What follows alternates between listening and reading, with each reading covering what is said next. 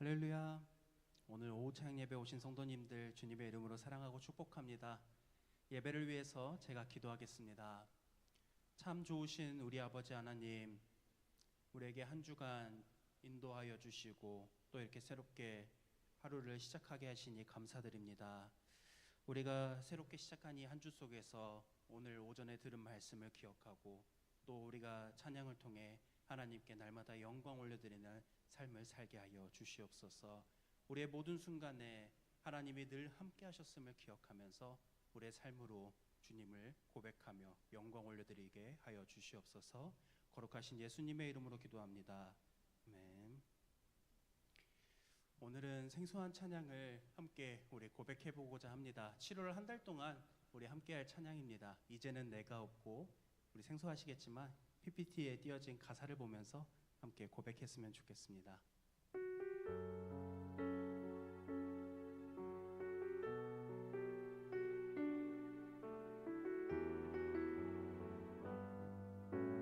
우리 함께 고백하겠습니다. 이제는 내가 없고 오직 예수님만 내 안에 살아계신 오직 예수님만 찬양하며 살리라, 예배하며 살리라. 내 안에 계시는 오직 우리 처음부터 다시 한번 고백하겠습니다. 이제는 내가 없고 오직 예수님만 내 안에 살아계신 오직 예수님만 찬양하며 살리라, 예배하며 살리라. 내 안에 계시는 오직 예수.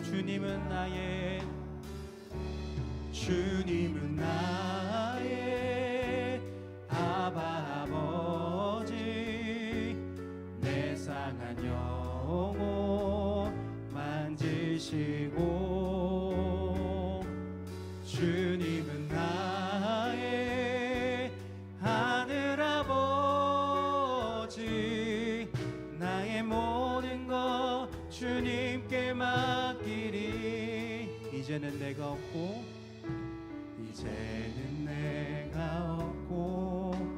오직 예수님만 내 안에 살아계신 오직 예수님만 찬양하며 살리라, 예배하며 살리라.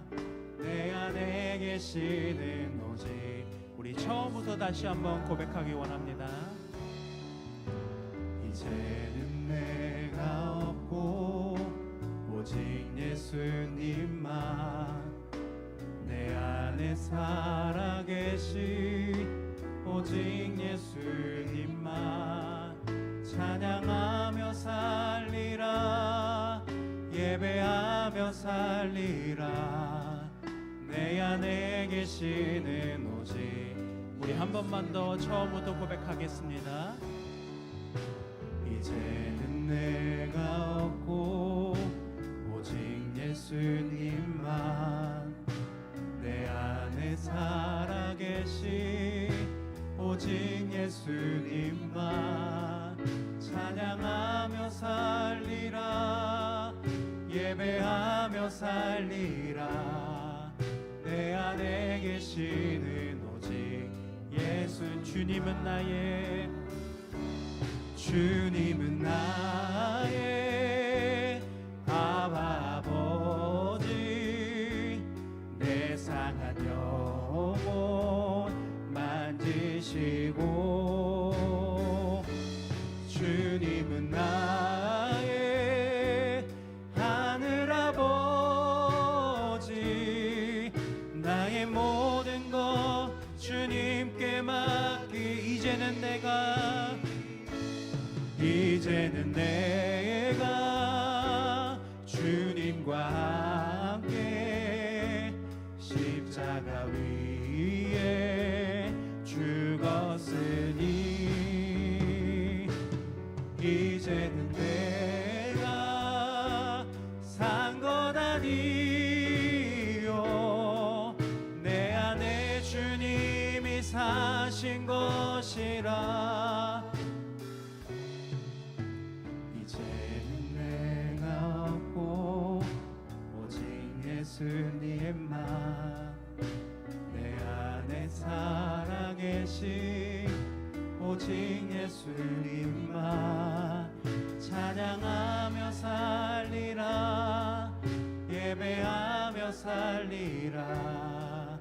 내 안에 계시는 오직 예수님만. 아멘.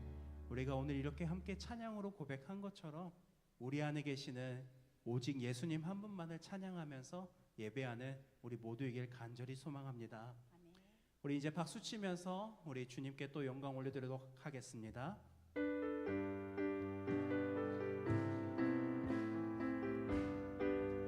우리 함께 찬양합니다. 예수 십자가에 흘린 피로써 그대는 씻기어 있는가. 더러운 죄 이게 아닌 능력을 그대는 참을지 않은가. 예수의 보혈로 그대는 씻기어 있는가. 마음속에 여러 가지 죄악이 깨끗이 씻기어 있는가. 예수와 만나서 늘 함께 그대는 행동을 하는가. 아무 때나 어디서나 그대는 십자가 붙들고 있는가. 예수의 보혈로 그대는 씻기어 있는가. 마음속에 여러 가지 죄악이 깨끗이 씻기어 있는가. 주님 예수 다시 올 때 그대는 영접할 예복이 있는가. 그대 몸은 거룩한 곳 천국에 들어갈 준비가 됐는가. 예수의 보혈로 그대는 씻기어 있는가. 마음속에 여러 가지 죄악이 깨끗이 예수의 보혈로 예수의 보혈로 그대는 씻기어 있는가. 마음속에 여러 가지 죄악이 깨끗이 씻기어 모든 죄에 더러워진 예복을 주 앞에 지금 다 벗어서 샘물같이 솟아나는 보혈로 눈보다 더 이게 씻으라. 예수의 보혈로 그대는 씻기어 있는가. 마음속에 여러 가지 죄악이 깨끗이 씻기어 예수의 보혈로 예수의 보혈로 그대는 씻기어 있는가. 마음속에 여러 가지 죄악이 깨끗이 아름다운 이야기가 있네. 아름다운 이야기가 있네. 구세주의 사랑 이야기. 영광스런 천국 떠난 사람 나와 같은 죄인 구하려. 주님의 그 사랑은 정말 놀랍네. 오 주님의 그 사랑은 정말 놀랍네. 우리 1절 다시 한번 찬양합니다. 아름다운 이야기가 있네. 구세주의 사랑 이야기. 영광스런 천국 떠난 사람 나와 같은 죄인 구하려. 주님의 그 사랑은 정말 놀랍네. 오 주님의 그 사랑은 정말 놀랍네. 나를 위한 그 넓고 넓은 우주 속에 있니. 많고 많은 사람들 중에 구원받고 보호받은 이모 주의 사랑받고 산다네. 주님의 그 사랑은 정말 놀랍네 놀랍네 놀랍네 오 주님의 그 사랑은 정말 놀랍네 나를 위한 그 사랑 사람들은 이해할 수 없네 주를 보낸 하나님 사랑 이 사랑이 나를 살게 하네 갈보리의 구속의 사랑 주님의 그 사랑은 정말 놀랍네 놀랍네 놀랍네 오 주님의 그 사랑은 정말 놀랍네 나를 위해 주님의 그 사랑은 정말 놀랍네 놀랍네 놀랍네 오 주님의 그 사랑은 정말 놀랍네 나를 위한 그 사랑 아멘. 나 무엇과도 주님을 나의 모습 나의 소유 우리 함께 찬양하겠습니다.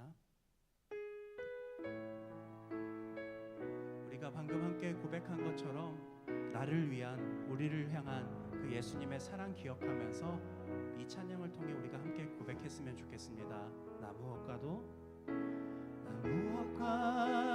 주님을 바꾸지 않으리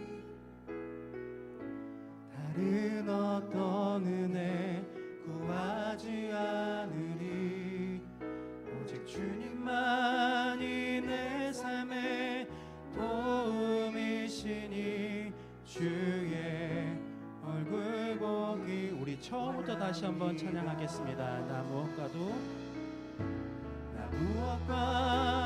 주님을 바꾸지 않으리 다른 어떤 은혜 구하지 않으리 오직 주님만이 내 삶의 도움이시니 주의 얼굴 보기 원합니다. 주님 사랑해요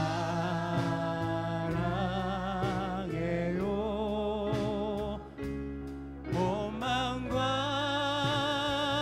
정성 다해 하나님의 신실한 친구 되기 우리 처음부터 고백합니다. 나 무엇과도 주님을 바꾸지 않으리 다른 어떤 은혜 구하지 않으리 오직 주님만이 내 삶의 도움이시니 주의 얼굴 보기 원함 주님 사랑해요 주님 사랑해요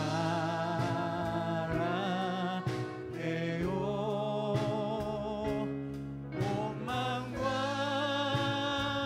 정성 다해 하나님의 신실한 친구 우리 다시 한번 고백합니다. 주님 사랑해요 주님 사랑해요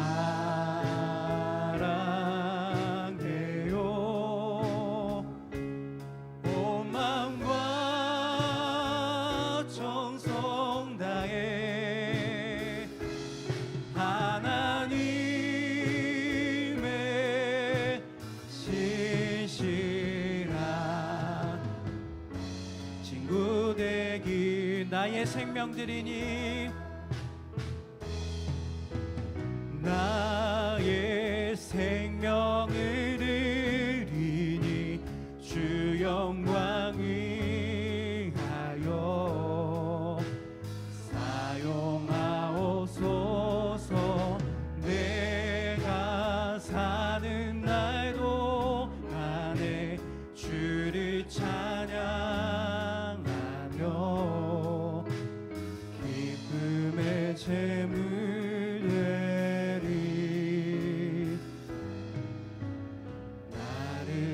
받아주소서. 나의 모습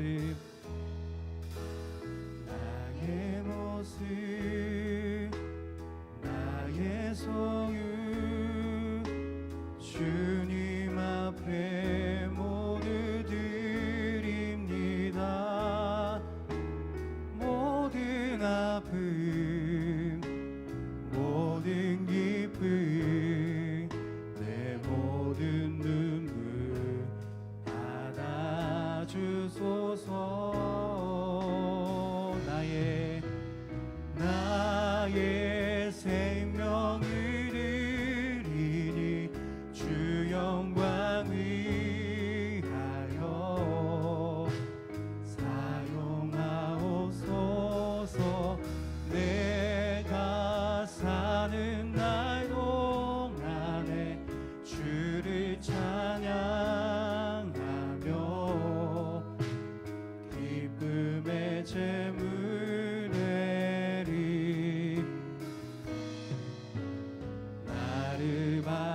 주 어제 일과 내일도 어제 일과 내일 일도 꿈과 희망 모두 드립니다. 모든 소망 모든 계획 내 손과 마음 주소서. 나의 생명을 드리니 주 영광 위하여 사용하옵소서. 내가 사는 날 동안에 주를 찬양 기쁨의 제물 되리. 나를 받아주 나의 생명을 드리니 나의 생명을 드리니 주 영광 위하여 사용하옵소서. 내가 사는 날 동안에 주를 찬양하며 기쁨의 제물 되리. 나를 받아주소서. 우리 시간 함께 기도하기 원합니다. 우리가 오늘 이 자리에 모여서 함께 찬양하고 예배할 수 있는 것 주님이 우리를 위해서 죽으셨기 때문에 가능한 일입니다. 우리의 삶 가운데 놀라우신 사랑으로 찾아오신 그 예수 그리스도의 십자가의 사랑을 기억하면서 주님, 오늘 예배뿐만 아니라 우리가 삶 속에서 주님을 찬양하고 주님을 예배하는 삶을 살아갈 수 있게 해달라고 우리 이 시간 주여 한번 부르짖고 기도하며 나아가겠습니다. 주여, 놀라운 사랑으로 우리의 삶 가운데 찾아오신 우리 아버지 하나님, 오늘 우리가 이렇게 함께 모여 주님을 예배할 수 있는 것 예수 그리스도의 십자가의 사랑이 있었기 때문에 가능한 것임을 고백하며 나아갑니다. 우리가 그 사랑을 기억하면서 하나님께 예배하기 원하지만 여전히 나의 마음이, 여전히 나의 생각이 하나님의 말씀보다 더 앞서서 우리는 끊임없이 치열하게 살아가야 할 때가 너무나도 많음을 고백합니다.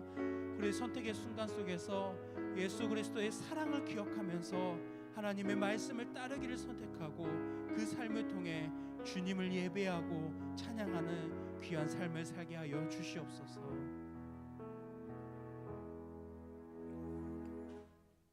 죄악과 어둠 가운데 저희를 내버려 두지 않으시고 불쌍히 여기심으로 구원의 은혜를 베풀어 주신 하나님 아버지 참으로 감사합니다. 이 땅에서 우리가 살아갈 때 땀 흘리며 수고하는 것보다 항상 더 많은 것으로 우리의 삶을 채워주시고 기도할 수조차 없는 절망 속에서 우리가 미처 간구하지 못했던 기도의 제목들까지 낱낱이 이루시고 채워주시니 또한 참으로 감사합니다. 이 큰 은혜가 아니면 거룩하신 하나님 앞에 설 수 없는 존재임을 이 시간 저희가 고백하오니 하나님 아버지 비천한 저희를 값지게 하시고 영화롭게 하신 그 은혜 앞에서 날마다 엎드리고 무릎 꿇게 하시셔서 세상의 온갖 유혹과 시련 앞에서 미혹되거나 낙심하지 않고 그리스도의 빛과 향기만을 나타내는 저희가 되도록 인도해 주시옵소서.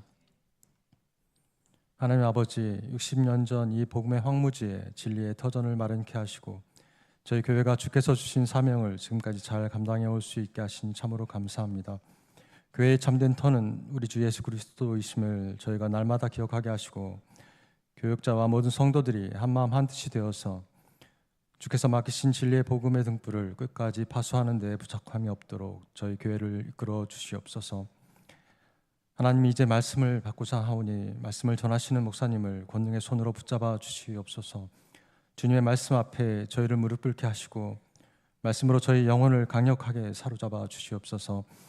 이 말씀 붙잡고 한 주간의 삶을 살아갈 때에 세상과 싸워 이기고 남음이 있는 저희가 될 수 있도록 하늘의 지혜와 능력을 힘입는 시간이 되게 하여 주시옵소서. 드리는 예배와 찬양과 기도를 기쁘게 받아주실 것을 간절히 믿으며 우리의 생명 되신 예수 그리스도의 이름으로 기도합니다. 아멘.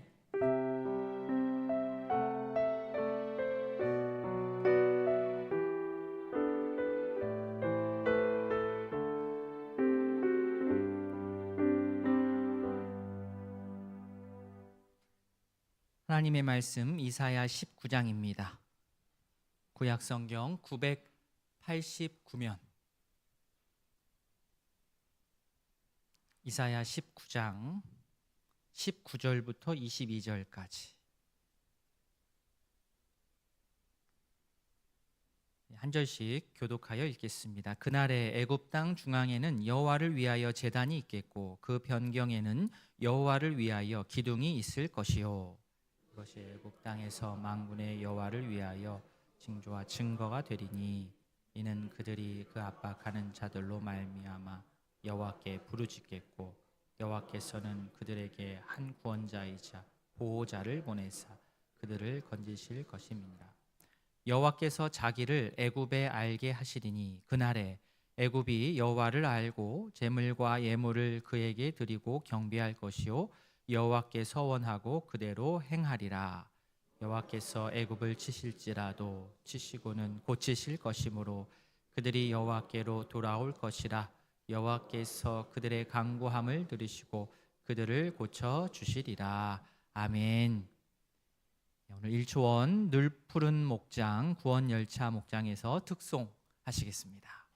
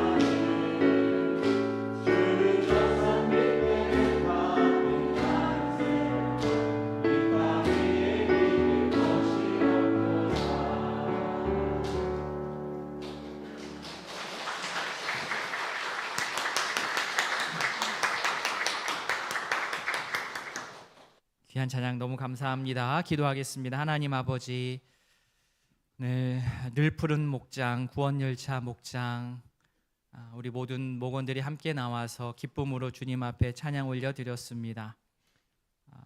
우리 마음이 아플 적에 우리에게 큰 위로가 되어주시는 주님, 외로울 때 좋은 친구가 되어주시는 그 예수님을 믿고 따르는 그 이 신앙의 고백을 따라서 우리 모든 성도들도 함께 찬양하며 주의 뒤를 따를 수 있도록 은혜를 베풀어 주시옵소서. 우리 두 목장을 통하여서 하나님의 나라가 더 전파되게 하시고 목장을 방문하는 모든 사람들 이곳에서 따뜻함을 느끼고 또 복음을 전달받아 예수님을 알게 되고 또 예수님을 주로 고백하는 놀라운 역사가 일어나게 하여 주시옵소서. 감사드리며 예수님의 이름으로 기도합니다. 아멘. 성경을 펴서 이사야 19장을 보시면 다 펴셨죠? 예, 덮으시면 안 됩니다. 펴셨죠? 오늘은 19절부터 읽었는데 조금 올라가서 16절부터 보시면, 자, 16절부터 마지막 25절까지, 그죠? 이사야 19장 16절부터 마지막 25절까지를 쭉 이렇게 빨리 보시면, 자, 절을 시작할 때에 문단 표시를 이렇게 뚜렷하게 한 곳들이 있습니다. 성경마다 조금 그 표시가 다르긴 합니다. 제 거는 이 동그라미가 2개 쳐 있는 표시고요. 어떤 성경, 우리 교회에 비치되어 있는 성경을 보니까 색깔로 동그랗게 색칠해져 있더라고요. 그런 게 오늘 16절부터 25절까지 그 표시가 몇 개 나옵니까? 저를 보지 마시고 성경을 보시고 그 동그라미 5개 나오죠. 5개. 동그라미 표시가 5개가 있습니다. 그러니까 문단을 나눠준 겁니다. 다섯 묶음으로 만들어 놓은 겁니다. 그래서 16절에 하나, 18절에 하나, 19절에 하나, 23절에 하나, 그리고 24절에 하나. 동그라미를 이렇게 딱딱딱딱 해놨습니다. 다 의미가 있는 겁니다. 예. 자, 그런데 또 게다가 이들의 공통점이 하나 있어요. 동그라미가 딱 쳐져 있고 딱 시작할 때 이 5구절의 처음 시작이 어떻게 시작합니까? 그날에 빨리 읽으셨어요. 본문 파악을 다 하셨습니다. 그러니까 오늘 본문 이사야 19장 뒷부분은 그날의 5개로 구성이 되어 있습니다. 그날에 이 5개를 하면 오늘 말씀이 이제 맞춰지게 되겠습니다. 자, 우리가 각자가 생각하는 그날이 있습니다. 그날 어릴 적 생각하면 그렇게 손꼽아 기다렸던 그날, 보통 소풍 때 소풍 가는 날, 그날, 또 운동회 날, 또 학교 축제하는 날, 그날 막 손꼽아 기다리는 거죠. 시험 끝나는 날, 방학하는 날, 학생들한테는 그날이 소망의 날입니다. 또 군복무 중인 우리 자녀들에게는 그렇죠, 그 하루하루 전역하는 날을 꼽습니다. 전역하는 날이 우리 군복무하고 있는 우리 친구들에게는 그날입니다. 그날. 전역하는 그날을 한순간 또 잊지 않고 군생활을 열심히 합니다. 사람들 그렇게 기다리는 다 그날이 각자 있습니다. 점점 그날이 가까이 다가온다는 것에 어떻게 희망을 품고 힘들고 어려운 현실이지만 점점 가까이 오는 그날을 마음속에 품으면서 살아갑니다.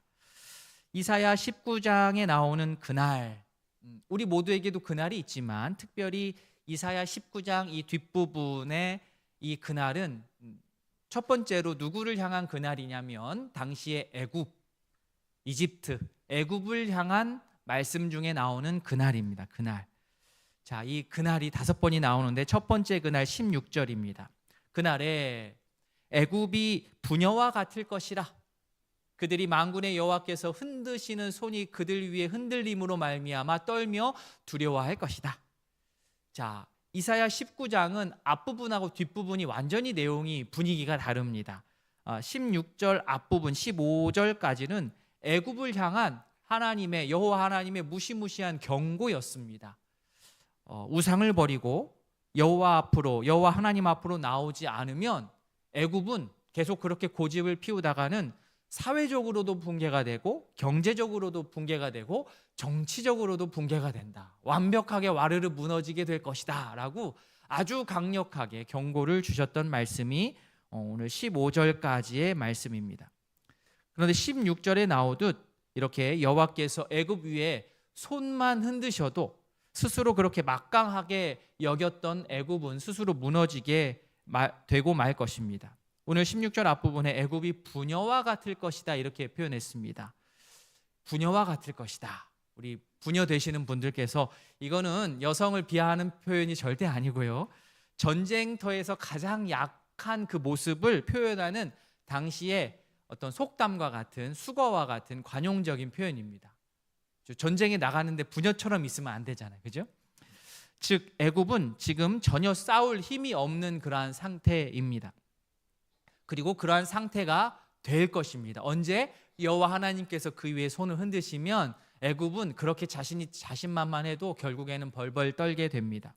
자, 하나님께서 특별히 이 애굽을 왜 이렇게 심하게 다루십니까? 하나님 앞으로 그들을 돌아오게 만들게 하기 위해서입니다. 물론 가장 이상적인 것은 하나님께서 크게 혼내시기 전에 미리미리 알아가지고 하나님의 뜻을 따라서 우리의 생각들이나 우리의 행동들을 돌이키는 것이겠지만 그것은 말 그대로 이상적인 것이고 죄의 습성이 여전히 남아있는 우리는 실수하고 또 잘못하고 넘어지는 것을 계속 반복합니다. 그랬을 때 하나님께서 어떻게 해요? 따끔하게 회초리를 드실 때가 있습니다. 하나님의 그 따끔한 회초리를 알아차리고 돌이키는, 그때라도 돌이키는 성도가 바로 지혜로운 성도입니다. 이렇게 지혜로운 성도가 되었으면 좋겠고 또 그러면서 점점 하나님의 성품을 알아가는 우리 오이동교회 성도님들 되시기를 바랍니다. 자, 지금껏은 보면 유다와 애굽이 있었을 때 대부분 애굽이 힘이 세서 유다를 괴롭히는 그런 모습이었습니다.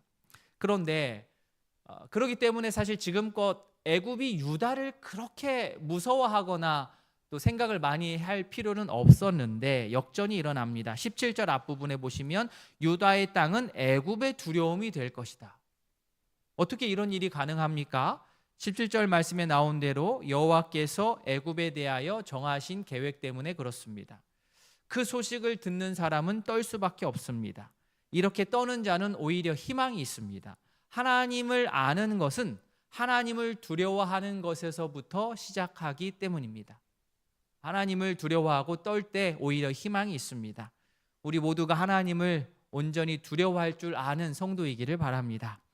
자, 두 번째 그날의 18절입니다. 우리 18절 말씀 같이 한번 읽겠습니다. 그날에 애굽 땅에 가나안 방언을 말하며 만군의 여호와를 가리켜 맹세하는 5 성읍이 있을 것이며 그중 하나를 멸망의 성읍이라 칭하리라. 자, 그날에 이번에 두 번째입니다. 두 번째. 자, 그날이 다가오면 어떤 일이 일어나느냐? 애굽 땅에 가나안 방언, 말 그대로 히브리어입니다. 히브리어를 쓰는 사람들이 애굽 땅에 있을 것이다. 히브리어를 쓰는 사람들이 모여 있는 동네가 애굽 안에 생겨날 것이다. 그냥 외국말만 하는 게 아니고 가나안 방언으로, 그죠? 히브리어만 쓸 줄 아는 게 아니고 그 히브리어로 무슨 내용을 말하느냐, 이게 중요하지 않겠습니까? 어떤 말을 하느냐? 여호와를 가리켜 맹세하는 일이 애굽 땅에 히브리 말로 이 고백되는 일이 일어난다는 겁니다. 그날에 여호와께 충성을 다짐하는 그러한 5 성읍이 무려 다른 곳이 아니라 애굽 땅에서 나타나게 된다. 그날에 개종한 애굽 사람들이 이스라엘 사람들과 함께 히브리어로 여호와께 예배를 드리게 될 것입니다. 감히 상상하지 못한 일이 펼쳐지게 된다는 것이죠. 자, 5 성읍 중 한 성읍 이름이 오늘 18절에 멸망의 성읍이다 이렇게 나와 있습니다. 멸망의 성읍. 그런데 우리 성경 가지고 계신 분들 보시면 이 멸망의 성읍에 각주가 달려 있습니다. 그래서 맨 밑으로 가시면 이 멸망의 성읍의 각주가 뭐라고 되어 있습니까? 일하헤레스 또는 태양성 이렇게 되어 있습니다. 그죠? 일하헤레스 또는 태양성. 그러니까 태양의 성읍이라는 거예요. 태양의 성읍. 자, 애굽 안에 태양의 성읍이라고 도시가 되어 있을 정도니까 그 동네가 어떻게 해요? 아주 태양신을 엄청 열정적으로 섬겼던 동네라는 것을 알 수 있습니다. 그죠? 그런데 그랬던 그 동네에 여호와의 손이 애굽 위에 내리고 따끔한 회초리가 지나간 뒤에 태양신을 섬겼던 우상 숭배가 심했던 도시가 여호와 하나님께로 돌아오게 될 것입니다. 이것이야말로 정말 굉장한 역전입니다. 그날에 여호와 하나님께서 애굽을 이렇게 변화시키실 것입니다. 자, 그다음 세 번째 그날입니다. 19절입니다. 19절 같이 읽겠습니다. 그날에 애굽 땅 중앙에는 여호와를 위하여 제단이 있겠고 그 변경에는 여호와를 위하여 기둥이 있을 것이요. 자, 이게 무슨 말이냐? 애굽 땅에 무려 여호와를 위한 제단이 서고 애굽의 국경 지대에는 기둥이 서는데 그냥 말뚝을 박는 게 아니고요. 이 나라는 여호와 하나님의 나라다라는 뜻의 그 기둥입니다. 의미가 있는 신앙적인 고백이 있는 그 돌 기둥이 세워진다라는 거예요. 이스라엘이 아니고 애굽 땅에. 그날에 애굽 땅 중앙에 지금 제단이 있다라는 것은 애굽 사람들 모두가 지금 여호와께로 돌아왔다는 뜻입니다. 애굽 국경에 기둥이 있다는 것은 애굽 전체가 태양신이 아니라 여호와 하나님의 통치 영역 안으로 들어왔다라는 그러한 상징이요 표현입니다. 이건 정말 어마어마한 일입니다. 모든 이스라엘 사람들이 예배할 수 있도록 예루살렘에 성전이 있는 것처럼, 그죠? 이스라엘 사람들이 가운데 성전이 있어서 와서 예배하지 않았습니까? 마찬가지로 애굽 땅에도 애굽 한가운데에 여호와를 위한 제단 성전이 있어서 모든 애굽 사람이 나와서 여호와께 예배할 수 있게 될 것입니다. 가나안 땅이 여호와 하나님의 것인 것과 마찬가지로 애굽도 역시 여호와의 땅이 됩니다. 우상을 섬기던 애굽이 여호와께로 돌아와서 이스라엘처럼 여호와 하나님의 통치 아래 살게 될 것입니다. 언제요? 그날에 애굽이 곧 제2의 이스라엘이 됩니다. 당시에는 상상할 수 없는 일들을 지금 하나님께서는 이사야의 입을 통하여서 선포하게 하셨습니다. 이스라엘이 경험했던 여호와 하나님의 놀라운 일을 이제 애굽도 똑같이 경험하게 될 것입니다. 이스라엘 백성들이 부르짖었을 때 그들에게 구원자를 하나님께서 보내주셨던 것처럼 이제는 똑같이 애굽 역시 애굽 사람들이 압제자로 인하여서 고통스러운 가운데 부르짖으면 하나님께서 그들에게 또 똑같이 구원자를 보내주실 것입니다. 하나님께서 이스라엘에게 주신 구원의 약속이 애굽에게도 똑같이 주어질 것입니다.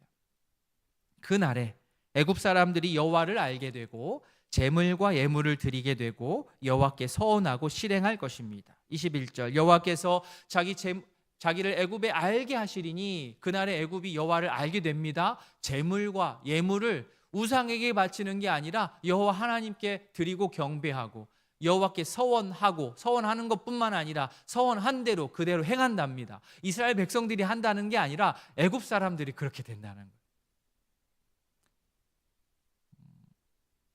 엄청나게 신기한 일이 일어나는 건 아닙니까? 이스라엘 사람들이 했던 거 그대로 합니다. 복사해서 붙여넣기처럼 주어만 애굽 사람 이거 빼고 이스라엘 사람 이거 빼고 거기다 애굽 사람 넣은 것처럼 이스라엘 사람보다 조금도 못하지 않습니다. 똑같이. 그렇기 때문에 어쩌면 중요한 것이 무엇이냐? 중요한 것은 이스라엘이냐 애굽이냐 이게 중요한 것 같지 않습니다. 그것이 아니라 진짜 중요한 것은 나를 향하여서 하나님의 징계가 있을 때 그 징계를 어떻게 해석하고 받아들이느냐, 이게 이스라엘이냐 애굽이냐를 따지는 것보다 훨씬 더 중요합니다. 아무리 이스라엘이라 해도 하나님의 징계의 손길을 그냥 가볍게 여기고 교만으로 일관하면 아무리 이스라엘이라고 해도 답이 없습니다. 그러나 아무리 애굽이라고 해도 하나님의 징계의 손길을 가볍게 여기지 않고 진지하게 받고 돌이키면 하나님께서 받아주십니다. 하나님께서 고쳐주십니다. 내가 지금 몇 대째 기독교 신앙을 가지고 있는가? 물론 개인에게는 그게 중요한 의미가 있으리라 생각하지만은 그러나 그보다 훨씬 더 중요한 게 무엇이냐? 우리 조부모, 우리 부모의 신앙 그게 중요한 게 아니라 지금 나의 신앙입니다. 나의 신앙. 아무리 4대째 신앙이라 할지라도 내가 기도하지 않고 여전히 조부모의 기도, 부모의 기도에 내가 빚만 지면서 살아가고 있는 그러한 타성에 젖은 신앙인이라고 한다면, 그리고 하나님의 회초리를 심각하게 여기지 않고 여전히 교만하게 나 하고 싶은 대로 살아간다면, 아무리 이스라엘이라고 해도, 아무리 4대째, 5대째, 6대째라고 해도 답이 없는 것입니다. 오히려 내가 우리 가정에서 처음 예수 믿기 시작했다, 나를 위해서 기도해 주는 사람 우리 가족 중에는 없었다라고 할지라 해도 하나님의 손길을 여전히 예민하게 느끼고 하나님 앞에 나와서 진실로 기도하고 하나님을 향하여서 말씀을 통해 돌이키면 하나님께서 그를 받아주시고 고쳐주시고 싸매어 주실 것이라 확신합니다. 하나님은요, 이스라엘만의 하나님이 아니라 애굽, 그리고 뒤에 나오지만 아수르를 포함한 온 세상의 하나님이시기 때문에 그렇습니다. 우리 하나님의 이 사랑의 범위, 구원의 범위를 우리가 우리 마음대로 축소하는 그런 잘못을 저지르면 안 됩니다. 저는 개인적으로 하나님께서 치셨다라는 표현을 별로 안 좋아합니다. 왜 안 좋아하냐면 제가 볼 때는 하나님이 안 쳤는데 쳤다고 막 그러니까. 그러나 실제로 하나님께서 치시는 경우가 있습니다. 있습니다. 그러나 성경에서 있는 거는 있다고 해야 되겠죠. 함부로 우리 일상생활에서 하나님이 치셨어, 이건 좀 주의를 해야 됩니다. 자, 오늘 말씀에는 분명히 그렇게 나왔기 때문에 받아들여야 됩니다. 하나님 치신 게 맞습니다. 자, 하나님께서 치시는 경우 언제냐? 오늘 본문의 배경에 나옵니다. 22절. 우리 22절 말씀 같이 읽겠습니다. 여호와께서 애굽을 치실지라도 치시고는 고치실 것이므로 그들이 여호와께로 돌아올 것이라.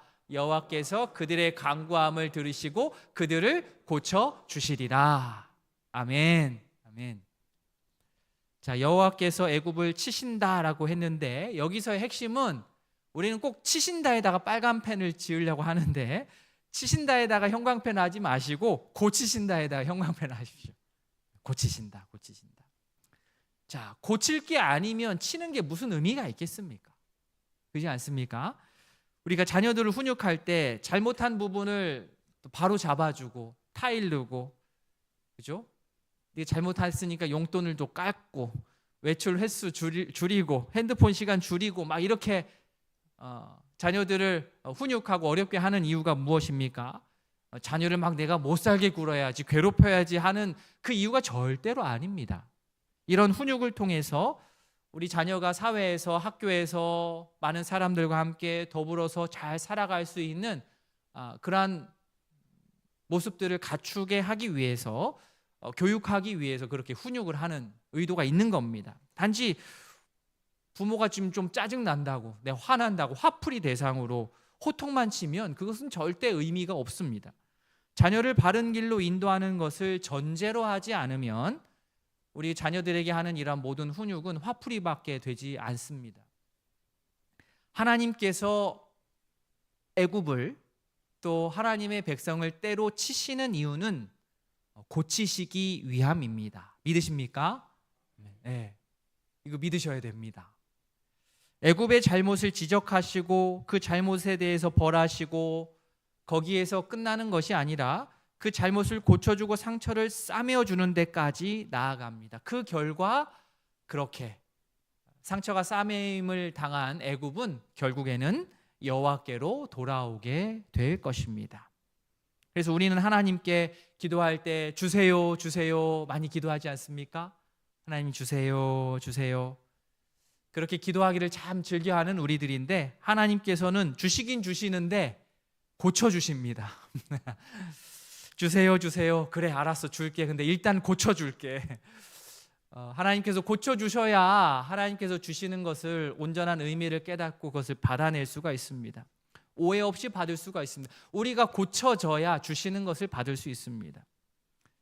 하나님의 말씀으로 고침을 받아야 됩니다. 돌이켜야 됩니다. 하나님께서 우리가 살다 보면 하나님께서 나를 좀 거칠게 다루시는 것 같다 라는 것을 이렇게 느끼실 때가 있을 겁니다. 그때 너무 서운하게 생각하지 않으셨으면 좋겠습니다. 그렇게 하신 이후 분명히 우리를 고쳐주십니다. 하나님의 목적은 우리를 심판, 우리의 멸망에 있는 것이 아니라 우리의 회복에 있습니다.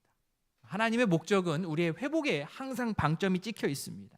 참된 회복을 향하여서 필요한 행동, 우리를 흔드시는 그 행동, 그때 우리 정신 바짝 차리고 하나님이 원하시는 방향으로 우리의 발걸음을 돌리는 하나님의 백성들이 다 될 수 있기를 진심으로 바랍니다. 아멘. 하나님께서 우리를 다루시는 방식을 잘 알면 중간에 이렇게 확 틀어지지 않게 되는 거예요. 오늘 말씀을 통해서 그 과정들을 마음에 잘 새겨야 되겠습니다. 자, 네 번째 그날에 23절입니다.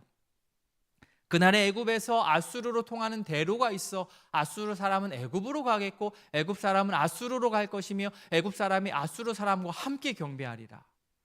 자, 애굽하고 아수르는요 수백 년 동안 싸움하는 적대적인 국가였습니다.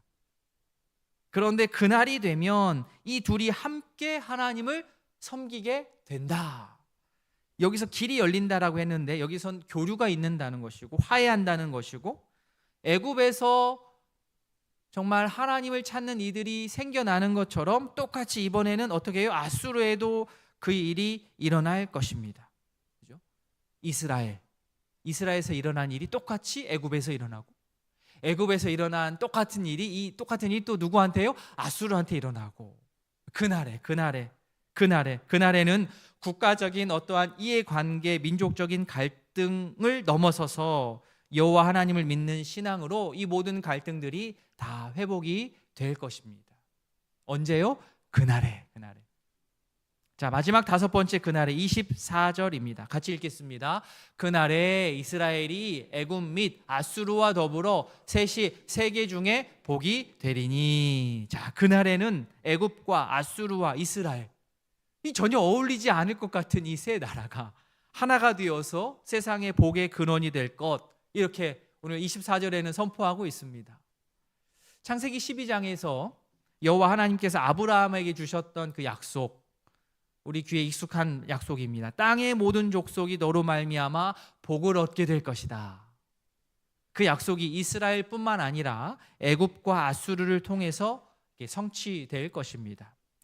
이렇듯 우리가 믿는 하나님, 우리가 속해 있는 이 기독교 신앙은 절대 이 범위가 작지 않습니다. 편협하지 않습니다. 하나님의 구원은 민족의 경계를 넘어섭니다. 기독교 인구가 많으면 좋은 나라고 기독교 인구가 적으면 나쁜 나라일까요? 절대 그렇지 않습니다. 그런 이분법적으로 우리가 생각해서는 안 됩니다. 오늘 다섯 번의 그날에 다섯 번의 그날의 말씀을 들었습니다. 오늘 이 다섯 번의 말씀 쭉 정리해서 종합하면 이렇습니다. 첫 번째는 심판이죠. 하나님께서 심판을 하시지만 심판으로 끝내지 않으시고 심판으로 이 백성들을 어느 쪽으로 이끄시느냐? 회개로 이끄십니다. 자, 1번 심판, 그 다음에는 회개할 수 있도록 이끄시고, 자, 회개한 자를 하나님께서 어떻게 해요? 치유해 주십니다. 자, 그러면 치유받은 사람, 치유를 경험한 사람은 자기하고 지금까지 원수됐던 사람하고 어떻게 하느냐면 화해합니다. 그리고 화해한 사람들은 함께 모여서 이스라엘과 애굽과 아수르가 화해해서 한 자리에 모여서 무엇 하겠습니까? 함께 여호와 하나님을 예배합니다. 하나님을 예배하는 공동체를 세우게 됩니다. 출애굽의 원수 애굽과 북이스라엘의 원수 아수르까지 하나님께서는 이사야 말씀을 통하여서 내 백성이다, 내 손으로 지은 자라 라고 부르신 그 하나님께서 오늘날 그리스도 안에서 모든 민족과 모든 죄인을 한 자리로 부르셔서 한 몸을 이루게 하십니다. 그것이 복음입니다. 성도인 우리가 바로 그러한 복음의 삶을 우리 생활 가운데 잘 살아갈 수 있기를 진심으로 소망합니다. 아멘. 오늘 말씀을 기억하며 우리 함께 기도하는 시간 갖겠습니다. 오늘 이사야 19장 뒷부분 말씀은 애굽을 향한 말씀입니다. 그날에 지금 당장에 우리 눈앞에는 보이지 않지만 그날에 여호와 하나님께서 애굽을 그리고 아수르를 이스라엘을 이끄시고 또 싸매시고 한 것처럼 똑같이 그들을 이끄실 겁니다. 심판이 있다 하여도 우리가 실망할 게 아니죠. 그것을 통하여서 하나님의 뜻을 알게 될 것이고 회개한 자들을 하나님께서 치료하실 것이고, 치료한 자들은 서로 화해하게 될 것이고, 화해한 자들은 서로 함께 모여 하나님을 예배하는 공동체를 이룰 것입니다. 단계가 그렇습니다. 하나님께서 우리를 이끄시는 방식이 그렇습니다. 이스라엘이건 애굽이든 아수르건 똑같습니다. 하나님께서 우리를 다루실 때에 너무 힘들고 또 정말 고통 속에서 힘들어하는 것에서 그치면 안 됩니다. 나를 하나님께서 다루시고 계시구나, 회복시키실 것이구나, 그 다음 단계를 생각하시면서 오늘 이 말씀을 나에게 적용하여서, 그렇습니다 주님, 하나님께서 회복시키시는 그 방향으로 나를 이끄실 때에 순종하며 잘 따라가겠습니다. 나뿐만 아니라 우리 가족, 우리 민족뿐만 아니라 다른 민족, 온 세계, 온 우주 만물 다 하나님의 통치 아래 있습니다. 그 복음의 삶을 살아가는 내가 되기를 원합니다. 이 시간 말씀 기억하며 기도하겠습니다. 하나님 아버지, 오늘 말씀을 기억하며 주 앞에 나아갑니다. 아버지요, 하나님께서 애굽을 향하여서 하시는 말씀, 애굽을 향하여서 손을 흔들기만 하면 아버지 모든 이들이 두려워 떨 수밖에 없을 것입니다. 아버지, 하나님의 심판 앞에서 우리의 교만함은 박살이 날 것이고, 우리의 인생의 주인공이신 하나님 앞에 우리의 마음과 목숨을 다 내어놓을 수밖에 없을 것입니다. 아버지, 하나님께서는 늘 그렇지만 우리를 심판하고 멸망하는 데에서 그치는 것이 아니요, 우리를 회복시켜 주십니다. 우리를 회개하게 하시고, 우리를 치유하시고, 회복시켜 주시고, 화해하게 하시고, 믿음의 공동체를 이루게 하실 것입니다. 하나님께서 우리를 이끄실 때에 힘들고 어려운 순간일지라도 우리가 불평하지 않고 그 길을 잘 따라서 하나님의 그 큰 그림 안에서 회복을 경험하는 주의 백성 될 수 있도록 은혜를 베풀어 주시옵소서. 아버지여, 이스라엘이건 애굽이든 아수르든 다 하나님의 구원의 손길 아래 있습니다. 주여, 그 크신 하나님의 구원의 아버지여 계획과 경륜을 알고 우리가 순복하며 따라갈 수 있도록 은혜를 더하여 주시옵소서. 아버지, 함께하여 주시옵소서.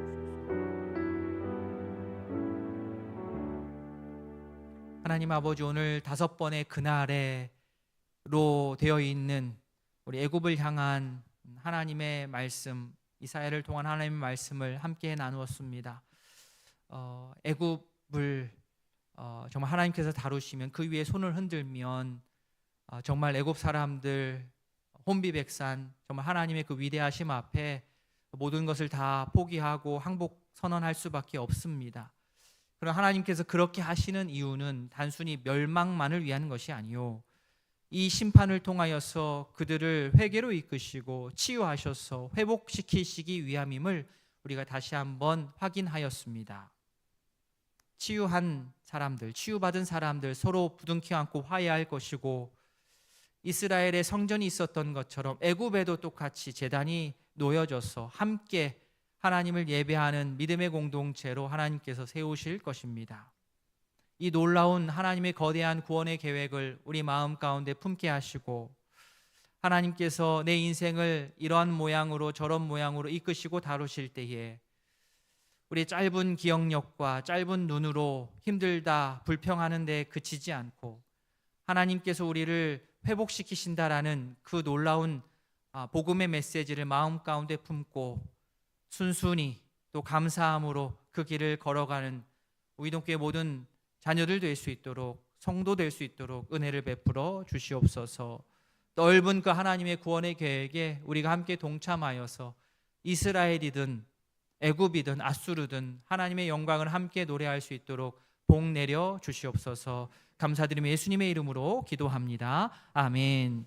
구주 예수 그리스도의 은혜와 하나님 아버지의 사랑과 성령의 교통하심이 치실지라도 기어이 고치시는 하나님의 사랑을 기억하고 심판을 넘어 회복으로 이끄시는 하나님을 따르기로 다짐하는 모든 성도 위에 이제로부터 영원토록 함께 있을지어다. 아멘.